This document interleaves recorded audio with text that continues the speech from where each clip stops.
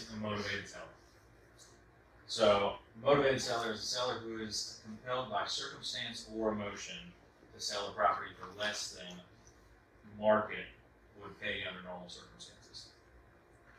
For a seller to be motivated, there must be something going on in their lives to motivate them, either emotionally or circumstantial. Remember, we are in the problem-solving business. Identify the problem and figure out how you can provide a solution. So, we'll get more into detail. I can talk about this later. So again, there's two big factors: circumstance and emotion. Circumstance is divorce, death. Emotion.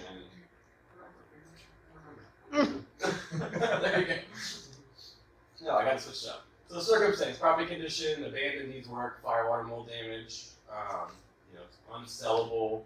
No one but an investor could buy it. I'm sure we see a bunch of houses like that. Finances, can't afford repairs, moved, has 2 mortgages. Time frame, external pressure, pre-foreclosure, needs cash, and convenient for absentee landlord out of state. But this is a big one, especially that we like to move on, is we can get a list of absentee landlords and be like, hey, being a landlord's tough. You've owned it for this long. Do you want to sell it? And again, all of these you can find out by asking the right questions, which we'll get to. But just try to figure out what the problem is. And the thing is, you're not trying to take them, right? You want it to be a win-win because you really want to help them solve their problem. That's the biggest thing people see with investors is that, and some of them are, but they're like snakes coming in trying to just take. But for most investors, it's like, what is your problem? How can I help you solve it? I had a call last week with a lady, her husband and her getting divorced, and she was like, I just want to sell the house. And I was like, okay, well, here's what I can do. And she was like, well, I don't need the money and this. And I'm like, so why do you need money? Those doesn't need it, right? You can put this on the market, sell it for bigger money than what I'm going to give you. So just do that. I can help you find an agent. I can help you tell you what you need to do to fix it, but you don't need my help. You can get more money selling it on the market. So again, you have to come from a place of wanting to help. As far as emotion goes, owner no longer loves the house and is emotionally detached of it because of the condition of the house. Let's say they've got a family member or something, and that family member was a hoarder, and they're just, I'm sure we've all heard it where you watch the hoarder shows and people are like, let's just burn it down and just start over. Those are the kind of people that emotionally are just over and done with it. They want to be over and done with the house. They want to get rid of it. It doesn't matter whether they make a dime on it or not. Embarrassment, same kind of thing. If there's just stuff piled to the ceiling and they're embarrassed by that, they're not going to want to have to put it out on the open market and people walk through it because they're just ashamed of the way it looks. That's why you hear someone go like, oh, did you see my house? Or talking to their members, and then goes, you should tear that thing down. So that type of situation. Emotional distress, like he just mentioned, divorce, and a bad rental. So, if you've got a landlord who, mom and pop landlord who's just kind of had a rough go at it, not very good at screening tenants, things like that. They've got a rental that the tenants aren't paying them and they're just tired of paying that monthly mortgage and not getting the rent from the tenant. Don't know how to go through the eviction process, that sort of thing. So you called me back in January, my entire portfolio was for sale. Yeah. Oh yeah.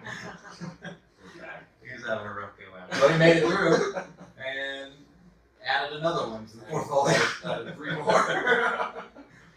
Yeah, it was like just everything was going wrong in that really cold winter. Everyone was I self-managed at the time, and I had 10 of them. I self-managed all 10. Everyone called me, and I was like, I'm done. And I said, I'm selling all of them. I don't want to deal with anything anymore. Yeah, you catch a landlord with a nice portfolio at the right time. You can have them owner finance the whole thing. I had wholesalers involved. I had contracts signed. If someone offered me like $5,000 more for everything, it wouldn't have been. It was like a $5,000 to $10,000 difference, and my partner was like, "You need to chill. Come back to her." Emotional distress. The divorce is crappy, but it's a good way to get deals. If you can find a good divorce attorney and work with them. I have a buddy who has a probate attorney who's a friend of his, and he just tells them where to go, the homes that are coming up, and divorce attorneys especially are good people to get in with. You can find one that'll help you solve some problems. So seller motivated by circumstance needs the house sold, and a seller motivated by emotion wants the house out of their life. Does that make sense? Pretty cut and dry. Yeah, you can put again. I was emotional in January. I wanted to know. There's no reason though. I was just everything happened at once. But I was like, I don't want to do this anymore. Hopefully we don't have to worry about those pipes freezing like that again. That was awful. All right, so the phone rings. You know, you've laid out all your signs and everything. I know you've all seen them. We pay cash for houses fast, that sort of thing. And then the phone rings and somebody says, "Hey, I want to sell my house." Now what? See how we get the phone ring. So the one thing we tell people in real estate, especially as investors, you're not in the home selling business. You're in the lead generating business. You're in the networking business. You're trying to talk to people, go to stuff like this, and figure out who has what. The goal is to get your phone to ring. So for us, especially, we do postcards, we do signs, we haven't started calling yet. That's something we're gonna do. Facebook videos, ads, promoting yourself as this is what I do, this is what I need. And everyone in this room is an investor, right? And we tell people, if you put I'm a real estate investor, you're a real estate thing. Everyone's a real estate investor. I'm a real estate investor in Northern Virginia looking for single family homes under $500,000. I'll pay cash. That's my niche. I knew Roanoke too, but for our marketing up there, this is who we are. If you have something like this is what we pay. You can go up to $500,000, we'll pay cash, and that's what we do. So that's why you and you pick a nice target market. So we don't do all of Northern Virginia because that'd be impossible. We do like That's a lot of mailers. we do like a certain zip code. We mail to that zip code, and this is what we do. So you want to? Sorry, I'm gonna interject. Is that like the lead magnet when they say they'll pay cash, but are they actually paying cash or they? Go ahead. Oh, okay. I mean, it's not like a briefcase full of money. Well, no, of course not. It's But is it like? So we can close in 5 days. Pending title search and all that stuff. Like we closed on one last month, 2 months ago. That it was if we paid cash, I'm like we can close in 5 days because I have the money. As long as the title comes back clean. Well, you're explaining what pay cash means? Yeah. Without actually having a briefcase full of money? Yeah, so you can't go to the closing table with cash, right? Has it ever happened before? Not to me. Not yet. Oh, you can't, yeah. That's what I'm coming with Thursday. Yeah, so cash just means that there's no bank involved. Like the closing state, when we went to close, I signed one document. That closing took 5 minutes. And so the thing that you help sellers with, especially the distressed ones, the emotional ones, like you want to get them while they're in that, in that Emotional state. emotional state. I know, right? It sounds bad. So- but How is it, like I use the VA loan for my house. you have to do an appraisal, So how do you qualify for, cash. pay cash? You have to have cash. There's So some you qualify borrow. for on hand. I can borrow. But So that's my point. That's where I'm. I have investors. That's a whole other. No, that's what I'm trying to get, like, what does, so Private. define pay cash? Private money. So Thank you. So what the way we do it is, I write the offer. I don't have any. So the house we won last month, I wrote the offer right. I wrote 210. We'll close in 5 days. And I'm like, and the thing is, if a deal makes sense, people throw money at you. Like they'll give you money because the deal makes sense. So I wrote the home was 210. I needed 50,000 for renovation, so I needed 260 total money. Right. Again, the seller doesn't care with renovations, but for me, I need 260 total. And this home we're gonna put on the market next week is worth for conservatively 420. We list it, it's a nice house, getting aggressively. If I get 450 for it, probably. But my all-in is 260. I pay my investor back, so my all-in is 286, and I'm gonna sell it for 420. I'm just trying to learn how to speak the language. Right. You know, So I'm already investing, So there's- someone said. There's other words. OPM, other people's money. I'm a master at that. Yeah. People sometimes people say PM for private money, and then you've got OPM RD. and PM. Hmm? OPM and PM. But so if I'm gonna forget. So we offered 210, and they accepted my offer. And I was like, great. I got 5 days of time, 260 grand. And I have a list of investors that I call, and I called one and I said, hey, here's the house, here's the numbers. I need 260, I need 10% back in 90 days. And he was like, okay, we did due diligence, like in a couple hours. I said, okay, looks like wired funds, I'll wire the title, and I'll give you the 50 grand for renovations. And that was it.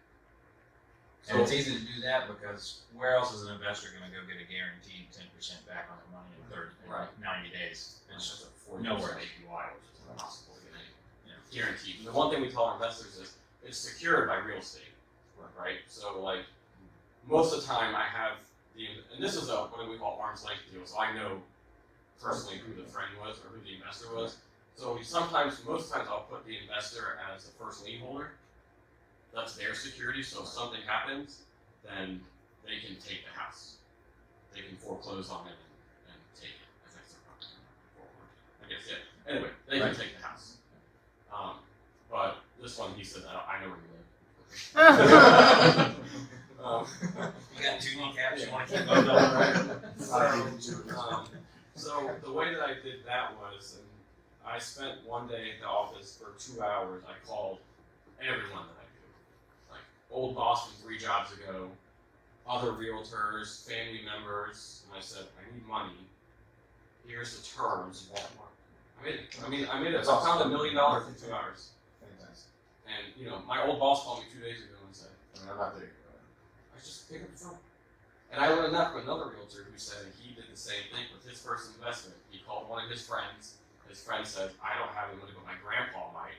And he called the guy's grandpa, and he goes, the total's 150, but if you can give me 50 or 75. And he goes, the grandpa gave me the entire thing.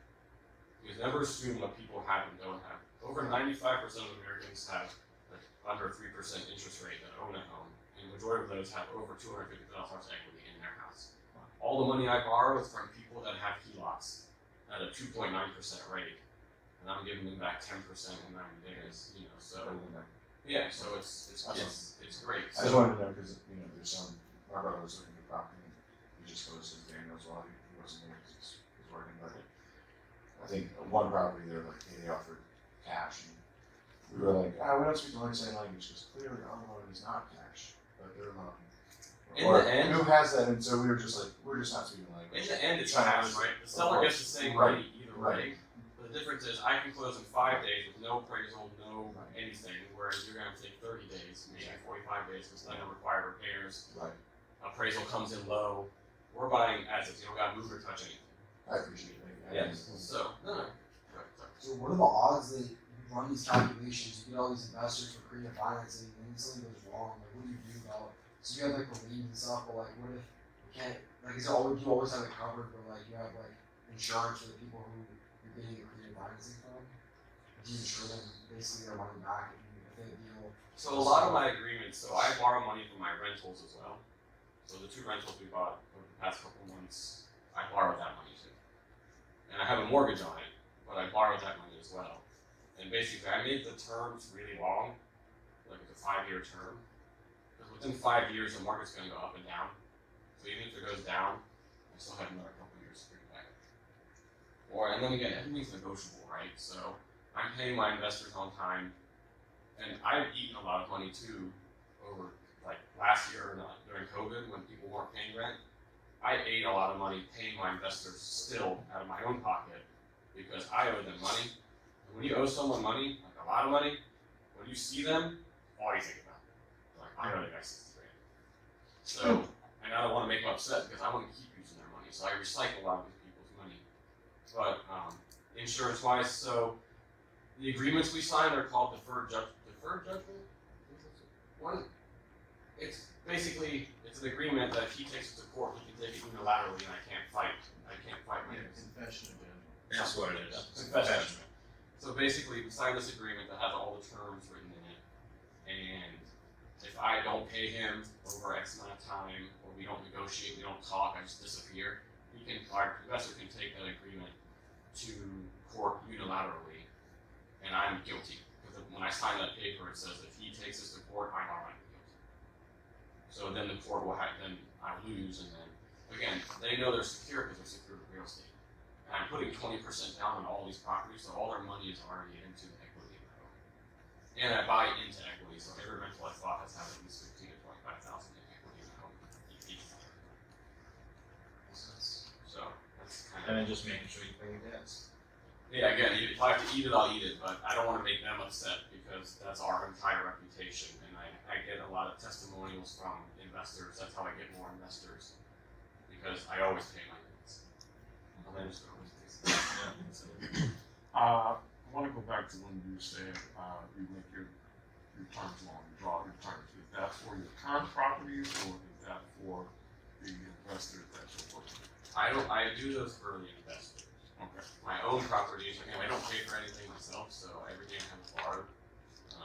So I make them 5 years. It just seems I kind of do like an arm almost. 5, and then my plan is to get them out in 3. Because I mean, 10% interest rate's high that I'm paying back, but I want to make it interesting enough for them to give me their money for 5 years. And I do interest-only payments, so there's no principal payments. So I give them interest-only payments every month, and then at year 5, I'll give them their entire principal back. So it's a 50% ROI in the grand scheme of it. But it's a lot. But I'm doing no points. I pay back more because I want the convenience of getting it. I don't want to pay points. I don't want to have holding costs. I just want to borrow money and pay, so I'll pay a little more for the convenience of And it's all negotiable. I mean, if you wanted to do 3 years, you can do 3 years. If you found somebody who's willing to part with that money for 10 years, you can do 10 years. So I mean, it's all whatever you and your private money investor can negotiate. Yeah, and the one thing is like I have a lot of keeps us up at night thinking how much debt we have because we're like heavily in debt, but it's good debt, right? Like it's not I'm 60 grand in debt with one person, but I'm making $450 a month after I pay him on his debt. So I'm making money on that debt while the debt's being paid off by someone else. And he's paying his debt at a 10% interest rate, but then what he's accumulating is an infinite ROI. Because I'm zero. It's zero money out of pocket, so it's an infinite ROI. Even if I'm making $5 a month extra, I'm still making $5 off of zero. Tough to get that in the stock market or anywhere else. Way hanging on that. Hey, I like it. I like it. No more questions than that. I love it. Yeah, so we're really passionate about it, as you can see. And again, I'm one of those people, and the reason I created a good group up there and down here is because people don't share this enough, right? Like I have nothing to hide. If you want to ask me how much money that I make on any of the properties, I'm open to sharing. Not like it's a lot, but like people want to know these answers to these questions. A lot of people don't share it because they're trying to hide something or whatever. But And I know everybody's seen the ads saying, I own X amount of real estate with zero money out of pocket, and if you want to know how, sign up for this class over here. I And just then told it's you how to do it. thousands of dollars, and then he just gave it to you for free. Yeah, and there's so many loan programs out there because as a realtor, I make no money on paper. But there's so many loan programs out there that are bank statement loans are back. DSCR. DSCR loans, which are strictly only on the property. So if the mortgage is $1,000 and the rent's $1,001, you can qualify for that house. And it doesn't have any income verification. It doesn't have any credit verification. It's literally just the property and rent. Whether or not the deal makes sense. Right. So it's a good safety to you as well because if the deal doesn't make sense, they won't lend it. Same with commercial loans. You build that relationship with a commercial lender, and you tell them this is the deal, and that lender's going to say, nope, not a deal. I'm not going to lend on it. Or they say, that's a great deal. We're going to lend on it. Yeah. So What's the down payment on a DSCR usually? it's the same thing that I mean, most. Jenny said 25. Yeah, everything 25. She told me 25. But it also depends. I mean, a lot of My wife's the one that's she knows all that. she was the one that was here last class. So they got kids. So one of them's got to take care of the kids, and one of them's got to come down here and hang out with me. But yeah, there's programs out there for people to. And then also depending on how the economy's going and how real estate's going, people do in-house lending on in-house loans in their own bank where they just get to make up their own rules. Like for a while during COVID, they had 15% down investment loans, but now you can't find that anywhere because everybody wants to make sure you got more equity in the deal. Buying one house a month, it's interest rate just keeps going higher and higher every month I buy. But imagine what that's going to look like, whenever interest rates come back down next year sometime, next 5 years, and then you refinances all of those. Phone rings. Now what? Yeah, you market yourself, you're doing all this marketing, you're networking, you're getting people on the phone rings, and you're like, okay, now what do I do? Step 1, what to do when the phone rings? Be friendly but authoritative. You're the expert in here. They want to know. They want to get their house sold, and they want to know that you're going to be capable of buying it. Because if you go in all wishy-washy and you don't know what you're talking about, and you don't sound like you have any idea whether or not you'd be able to close on it or not, they're going to go find somebody who can close on it. And your tone when you speak to people is very important. Because when you say, "Oh, tell me about the house," and "Tell me about the house," very different. So you want to make sure, again, you want to come from a place of help, and that's one of the main things that I've done a lot of deal starts because I speak that I really am trying to help. If I can't help you, I'll tell you I can't help you, and you're going to waste everyone's time if we keep going down this road. But if I can't help you, I'll tell you, and I'll help you find someone who can help you. Yeah, it's good to send a referral. If it's a deal that you don't like, send it to somebody else. You know, one of your partners or something. They might like it, and then you're doing that person a favor because you're referring them to somebody who can make it happen. And then that person that you're referring it to is going to appreciate that, and then they're going to remember that next time they got a deal that they don't like. So next is determining motivation. You hear about us, house on the market. Yeah, so these are questions to ask while you're on the phone with them. Because you want to gather as much information about the house and the property and their situation as possible. Because information is key. The more information you got, the better you're going to be able to help them. This is a particularly good one. This is a house on the market because then there's a reason they're calling you. They already have a realtor, and you ask them, "Well, if it's on the market, do you have any offers? A, yes or no." Okay, most of the time they're going to say, "No, I don't. How long is it on that market for?" 180 days. Well, why is it not selling? And they'll give you. A lot of people will spill everything if you just talk to them. Again, like try to help them, they'll tell you everything. And that's really what you're trying to do is get information. There are some people won't tell you anything. I had that too, and I'm like, how much is your mortgage left? Well, why do you want to know that? Well, I need to know the full scope. If you really want me to help you, I have to know everything. Are there any liens on the property that you know of? Are there any, how old is all this stuff? Have you done any renovations? You have to know all this information. Some people won't tell you. Like, if you can't tell me, I'll refer you to a realtor who can list your house. But if you want me to help you, I really need to know the full scope. And there's been times where people have told us everything. We've gotten to a property and been like, "Well, you didn't tell us any of this. The basement's flooded. You didn't say that." He says in-ground pool. Indoor pool. So you really want to just try to get as much information as you can from people, just so you can really get the full picture of what is going on. Alright. What happened? We just get a lot of slides. This is the end. What happened? Hold on. And that concludes our presentation today. Alright, well. Why did you skip everything? I just got that mouse on. It's pretty looking.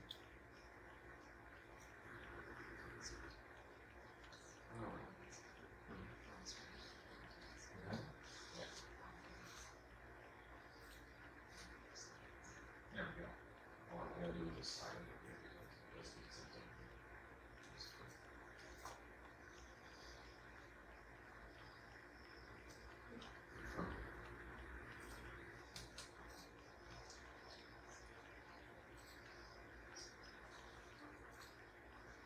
Alright. All right, thanks for the patience. All right, so more stuff, more questions to ask them. What else needs to be fixed? Is the mortgage current? That's a real good one for if you're trying to do a subject to. If the mortgage is not current, they're not up to date on their mortgage. That's a perfect opportunity to say, "Hey, I'll give you just $10,000 to go ahead and just take over that mortgage for you." If not, the status of who the lender is, are there liens or judgments, how much is owed on the house, and then the most important question is, how much are you asking? This is one of those he who speaks first wins his questions. And they're going to challenge me on it for sure. And they're like, "Oh, well, I mean, you're the professional. We wanted you to tell us." I'm like, "Well, I can tell you what it's worth after you put money into it and fix all of these issues that we've already gone through and everything, but I don't know what you want for it as it is condition. So you tell me." Yeah, and one. So say you were to find, because like in my situation, I can't get a loan and it's gonna be really hard to save 25%. If I found someone who has a mortgage, can I just assume their mortgage without having any like? You can't assume. Only be able to assume.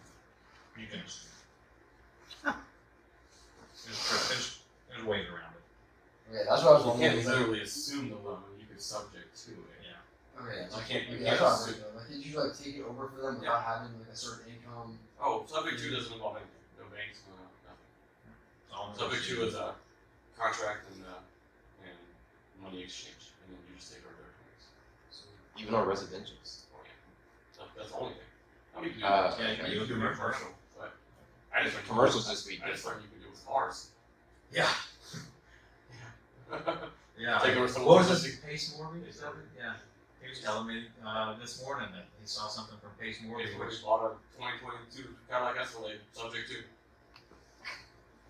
Took over someone's payments. They have a site for that. I forgot what it's called, but people will they'll host their cars on here for anyone to come in and basically just take over their So I've finance. heard of there's a lease one too that my Yeah. cousin I just borrowed. can't swap a lease. Is that Swap lease, yeah, that one. the other one? I can't remember the name of.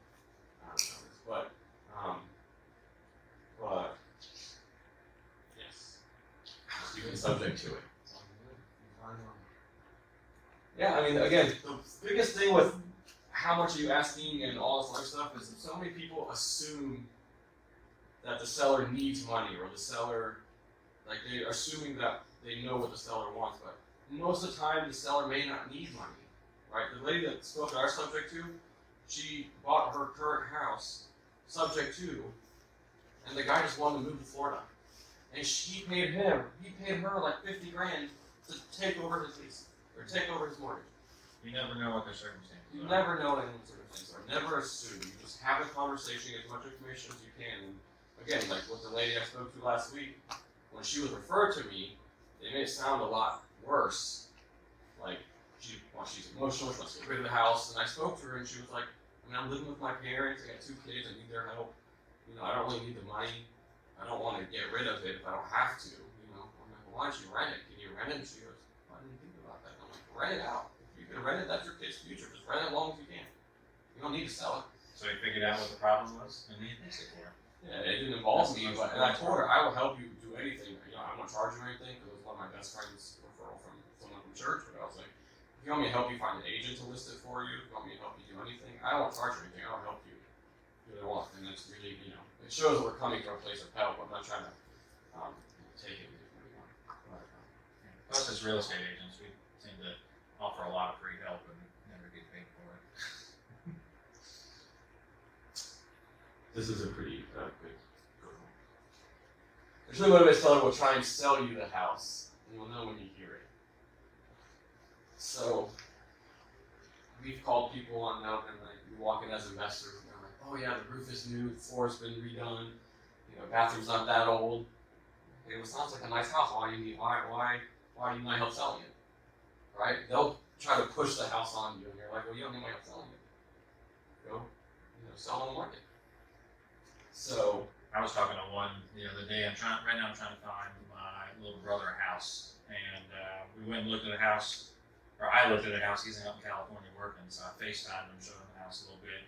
And down in the basement there's some water, big puddle of water. This was right after we had 6 days of nothing but rain, and this lady had her house listed with a limited service agent. So for everybody who doesn't know what that is, it's your typical realtors, you're paying them 3% on the buy side, 3% on the sell side.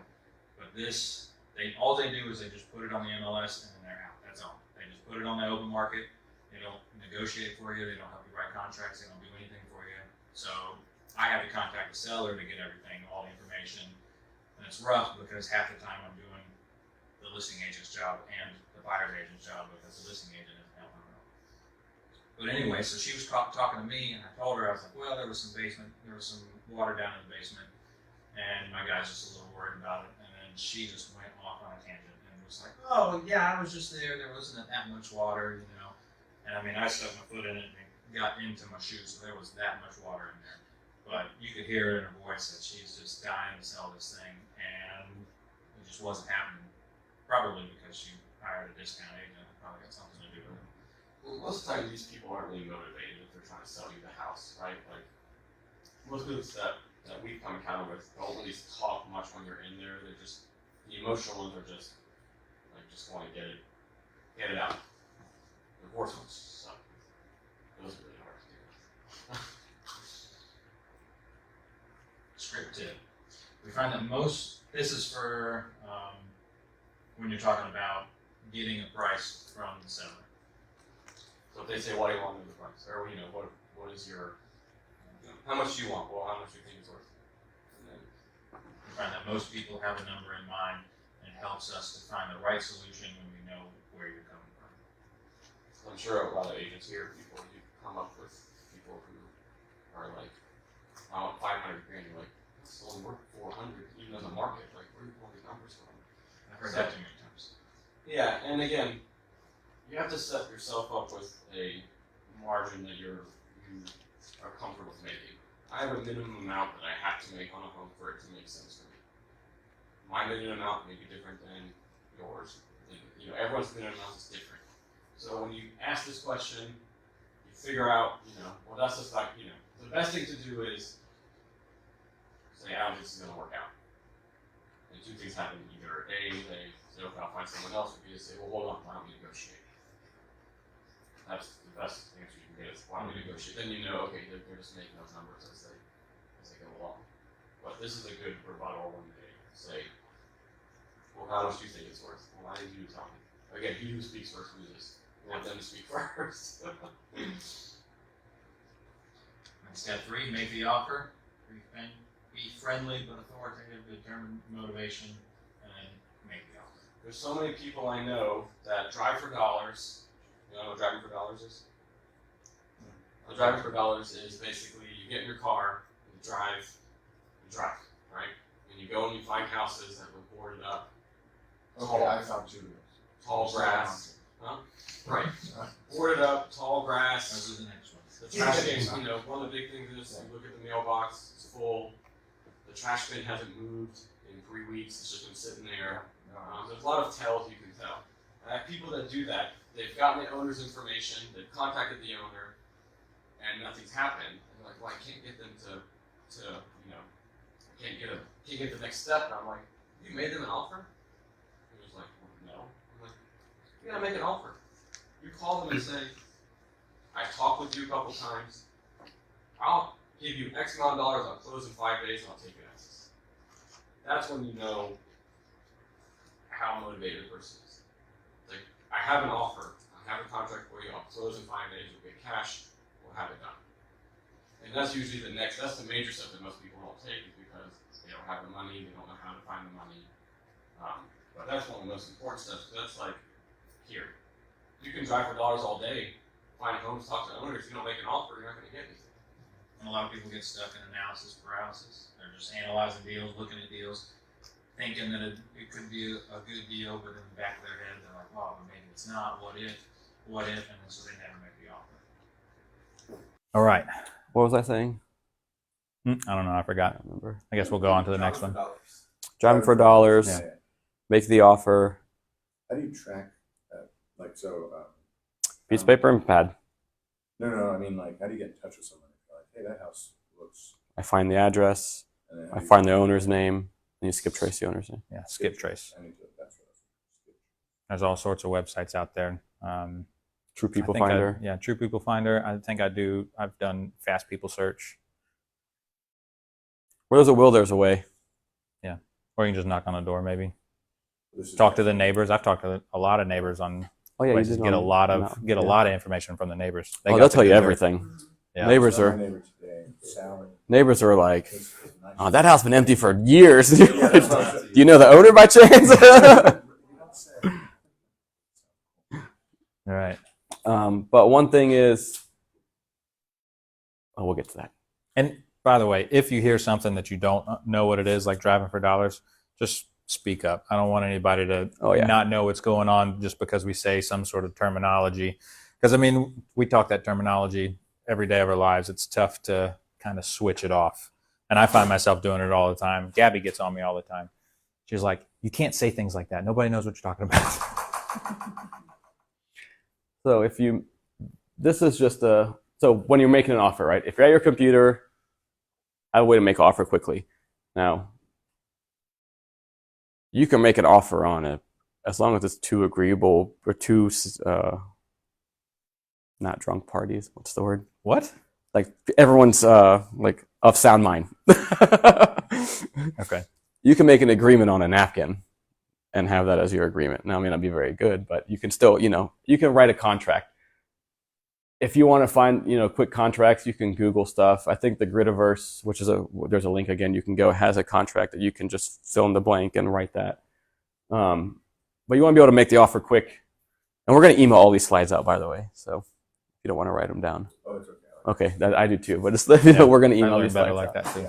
It's If you're away from the computer, ask to call them back or make an offer based on your knowledge of the market. So you want to do your due diligence enough that you can look up everything. But by this point, you've already done your due diligence. That's why you're making the offer to begin with. When you make your offer, again, you're going to have a number in mind that they're going to have. You're both going to have a number in mind. You're going to agree to a number, and you're going to talk about a number. You're going to say, okay, let me go back and let me rerun my numbers, and I'll have an offer for you by X time. But also, if you've asked enough questions and you're just quick enough, you've done this so many times, bathroom is going to cost you $5,000 to remodel. A kitchen's going to cost you $10,000 to remodel. How much it's going to take $250 a square foot to lay floors, that sort of thing. And you're on the phone with them, and you've asked all those numbers, and they've told you all that information, so you have an idea. And you're probably taking notes on everything that you're going to have to do, so you have an idea of what the renovation costs are going to be. So this is a very basic formula. So 70% of ARV minus renovation. So what does that mean? So ARV stands for after repair value. So what that means is basically, what is the home worth? Everything's been renovated in its pristine condition. What is the home worth? So if the home is worth, just for round numbers, let's say 500,000. Is that easy? Yeah, 500,000, right? And your renovation cost is going to be 100,000, right? No? Those sounded like good numbers. I know. You didn't want to math that out, did you? You're going to take 500,000. You're going to take away 30 or 70% of that. No. 30% of that. Yep. So it's going to be 350, and then your offers, and there's 100,000 renovations. So you're looking at a $250,000 offer. And again, throw it out there. And that's just a rule of thumb. I mean, if you're talking about $1 million property, you're not going to, grind your teeth over $400,000 if you can make $100,000 if you offer 85%. Again, you may not want to make 150,000. Maybe you're okay with making 60,000 or 70,000. This formula is for you making 30%. For you to make 30%. 30% of 500,000, 150 grand.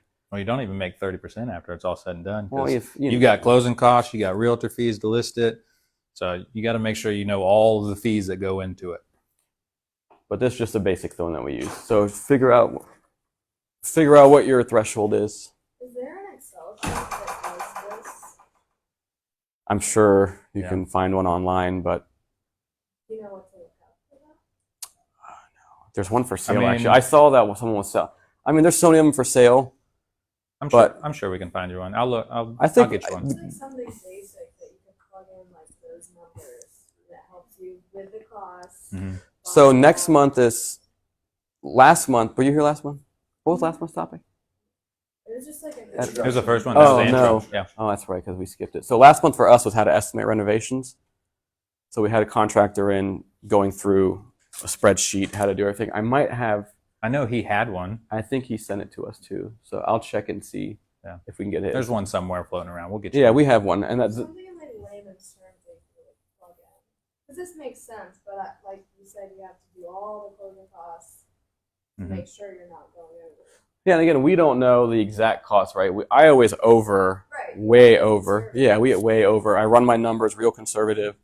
Like that flip we just bought, I ran my numbers at $395, even though it's worth $450. My numbers will run at $395, like way below. But I'm like, just in case I have to give the house away, am I still able to make money, pay back my investors, and do that? So don't be afraid to throw out low numbers. I throw out low offers all the time. Even when I have buyer clients, I want to throw out low offers. I'm like, you know what? You want to go 100 grand lower? let's waste everyone's time and do it. They may accept it, they may not, but we'll see. You never know unless you try. Because there's some agents that you work with that are like, I'm like going 100 grand lower. You're like, why? Just do it. The worst they're gonna say is no. It worked for me.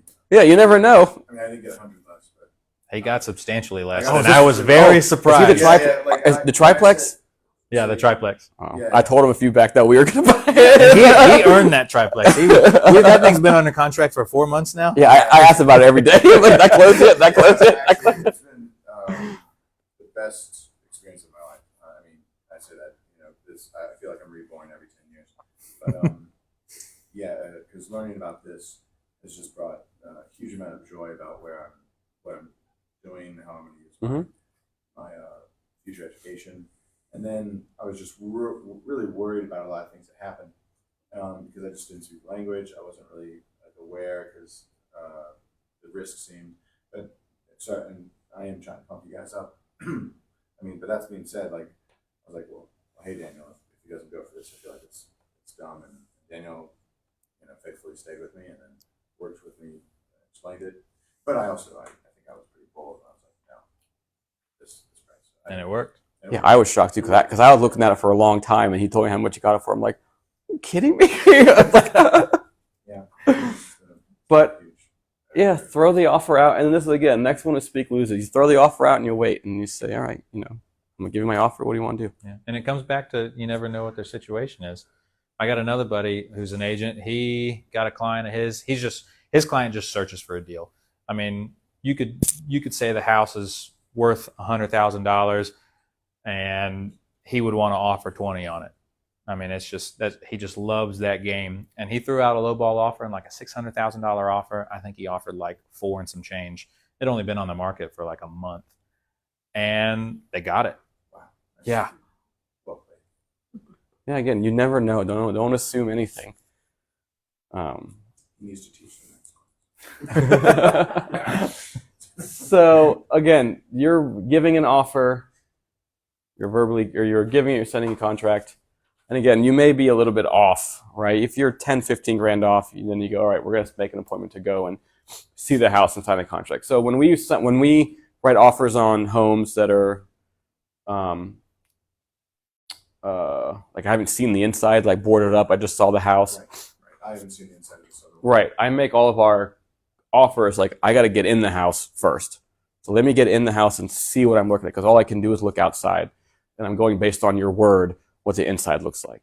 So I got to go see the house. So again, if we can come up with an agreeable number that's even $10,000, $15,000 off, then say, all right, let's go meet at the house and we can sign this together. Again, if you get to the house and you don't like what you see or anything of that, you say, hey, I'm going to refer you to someone who might be a better position to help. Agent, attorney, other investors. So again, I've given investors, people in my grid group, other deals because it's like it's not good for me, but there's someone in this room that's going to be good for. So again, that's one thing about being in this group. If you come up with something, find something, whether you're an agent, not an agent, for us, it doesn't matter. There's always someone that can help you with the problem that you have. And again, it may not be in this group. I have another group, right? And we have an average of 40 to 60 people show up to that group, and I have a bunch of investors in there. So I'm trying to expand down to this market. Well, I'm trying to get them to expand down here. We just went over all this. Step 4, set the appointment. Yeah, all that looks familiar. All right, set the appointment. That's what we were just talking about. On to the next.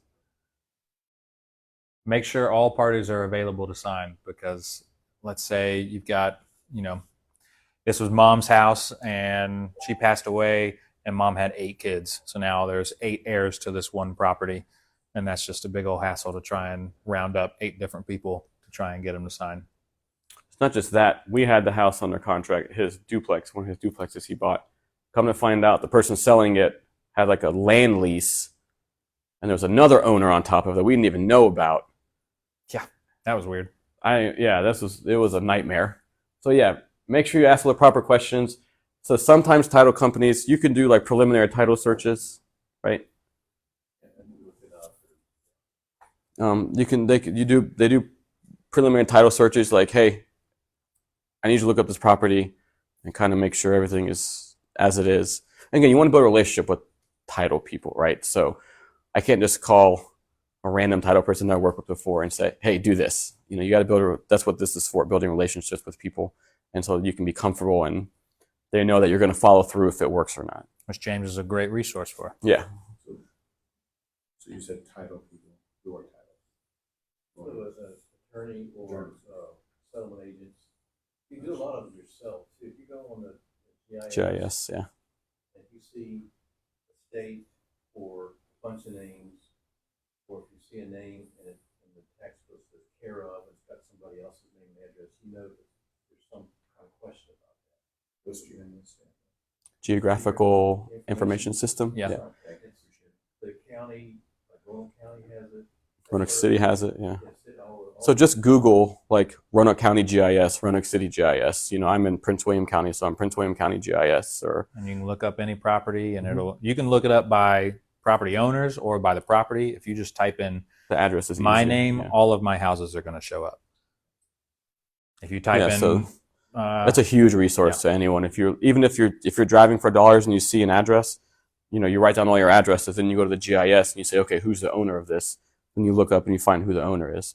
And then from that, you can, one thing that I've learned is to search some people on LinkedIn and see if they have any connections with you. And you reach out to the connection that you have and say, hey, have you, I see you know whoever, John, you know, have you talked to him in a while? Do you have his information? And then you can connect with him that way. I was like, that's genius. I didn't think about that. Yeah. Get a warm introduction. That's solid. Yeah. So, but yeah, the GIS is how you find all that information.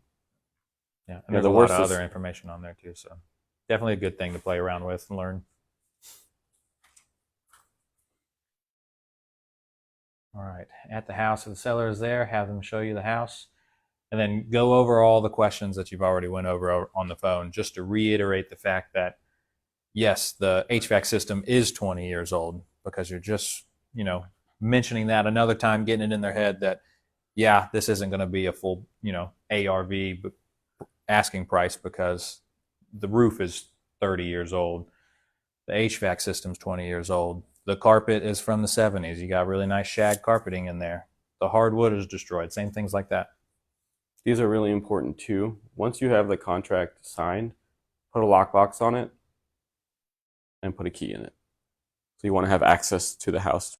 So basically, wholesaling a house is, let's say the house is worth $500,000 after renovations, right? Say $100,000 renovations, so the home is worth $400,000 as it is now, and you get it under contract for $200,000, right? Like crazy, but you get it for $200,000. Negotiator. I know, but then contract for $200,000, right? Now I have this agreement that I'm buying this house from you for $200,000, right? I go and now sell this agreement to Daniel for $250,000. And the deal still works at $250,000, so I will gladly because the deal still works. So I make $50,000 doing nothing, signing a piece of paper. Making a couple of phone calls. Wholesalers are, that's tough. I tried doing it. It's way too much work. I'd rather just buy one house and flip it than try to wholesale a bunch of houses. So then you sell that contract to Daniel for $250,000. All the terms got to be the same, but he's going to buy it. So what this means, explain that your partner may be at closing, is the seller doesn't care what you do with your end. Most of them don't care what you do at your end. So if I get this and I wholesale to someone else, he's going to be the one signing the contract, not me. So you just tell someone that, you know, my partner may be at closing, because they're going to be the one signing the papers. That's basically what that means. And you want to put a lockbox again so you can show, when you're wholesaling it, you can show people. You just tell people, hey, my contractors are going to come in and out of the house. And most of the time when you're buying these homes, no one lives there. These are, you know, certain things, but yeah, that's what that means. Any questions?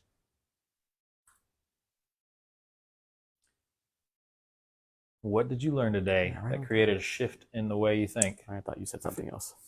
What? I was like, what did it say? So did we have any aha moments? It's a lot of I information. saw a couple of light bulbs. Yeah. It's a lot of information, and so. I mean, personally, the loan thing, I didn't know that if I found someone and I got enough money together, I could just take over someone's loan or like the loan on the house, the subject to thing. That was pretty cool. Probably look into it. It's, We'll have a whole class just devoted to that too. There'll be a lot of that coming up. huh? Mm-hmm. Yeah, I mean, so subject to isn't. I mean, I think now is a both a horrible, great time. For There's never a everybody who's bad time. available. Well, I mean, I think it's horrible for some people. You know, can't not say that. But it's also great for other people who are able to take off because, I mean, I couldn't have done this 10 years ago. Now I am, and so I'm looking at the future times as great opportunity. Oh yeah. And that's what I'm trying to say. Yeah, I mean, I'm glad the homes that we bought 5 years ago, I bought them 5 years ago. Like, I would have never known how much, like, what would have happened. And that's what I'm trying to tell people now. Everyone's Just like, kicking myself for not buying oh, more. I know, right? I hate it. Like, yeah, we bought 2 in January, and I found 2 more, but I got kind of scared because I was, like, borrowing a lot of money, and I was like, just going to close on these 2 and call it, like, let me take a chill. And I told him, I was like, I should have bought those other 2 because now I can't buy them anymore. Yep. Because the prices are gone up. So, I mean, with investing especially, you got to think 5 years down the road. Interest rates as an investor don't really matter because you're not paying it. I'll pay a 10% interest rate. I don't care. Yeah. I'm not paying it. If the deal works at If 10%, money makes sense, works. and money makes sense. It doesn't, don't people very get focused on these small little details that you don't look at the grand picture. I'm only making $50 a month on, actually I'm losing $20 a month on one of my rentals. Like after paying back investors, property manager, I'm losing $20. But I got the house at $25,000 below market value. Like the appraisal came back higher, and in 10 years from now, what's it going to look like? oh, I mean, it's already worth 40 grand more than I paid for it. So 60 grand more than I paid for it, and I bought it in January. So I'm like, I'll lose $20 a month because I'm making 500 on this other house. So I'm going to use this other house to basically rob Peter to pay Paul. But I'm looking at, and there's also a lot of investors, especially in bigger markets like in Northern Virginia and Bay Area and things like that. They don't invest for cash flow. They only invest for appreciation. There's no because cash flow everything bias. appreciates so much faster there. So, I mean, they may be negative equity $1,000 a month, but then when they sell it 2 years from now, they've made $200,000 in 2 years. The one great thing are you fine with spending $1,000 a month to make $200,000 in 2 years? The one great thing with this market, the cost of entry is very low. Yeah. Compared to like my market, I mean, a townhouse is 400 grand, 300. The 2-bedroom, our old 2-bedroom, 2.5 bathroom townhouse is 375,000, 900 square feet. That's 250 here, 180 in some areas. So the cost of entry in this market is unbelievable. That's why I invest here, because I can afford it. Yeah. So if you don't mind me asking, like, how do you guys manage like the finances on that side of things, like paying yourself your interest from this, or is it just all? I haven't paid myself a I penny in haven't paid 5 myself years. the whole time. Yeah. Right. I just keep all that money in separate business accounts, and then that way I've got a pool. Let's say the hot water heater comes out, I'm not stressing because it's not coming out of my pocket. I got X amount of dollars in this business account right here that it's just going to come out of. But again, And then eventually that is going to grow to a big enough sum to where I could just go buy another house with that. And then, I mean, I don't ever plan on cashing out until I'm saying I'm retiring. And then that is catch our me in retirement. Mexico. As realtors, we don't have retirement or 401ks. My retirement's my kids' college funds. My retirement home is a property. That's my retirement. If you don't have to pull from it, I would just let it sit there and pull in, and once it's big enough, go buy something else. Because the crap thing is, we had a house that the total profit last year was like $6 grand on one house. I had a $5,500 mold repair at the end of the year. Oh, that was the craziest mold I've ever seen in my entire life. It was everywhere. Oh yeah, it was crazy. But basically, the entire profit from that house was gone in one repair.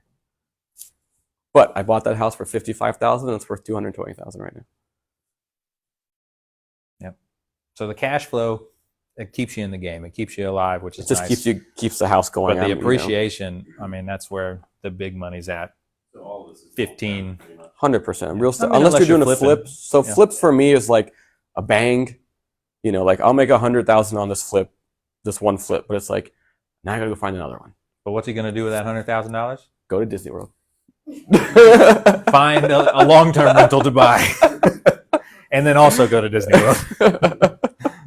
So I mean that's a good way. A lot of people do that too. They'll do one flip or 2 flips to fund their next long-term hold. I'm not using that. Like the start. I'm not using that money. More or less. I'm gonna borrow someone else's money. Yeah. What'd you say? I was just saying, like, where do you see most people doing that? Like more short-term flips to start getting the game, or is it No, I mean there is no there's no. kind of wherever? Just depends. Some people, they just refuse to, they like the instant cash on flips, so that's all they do.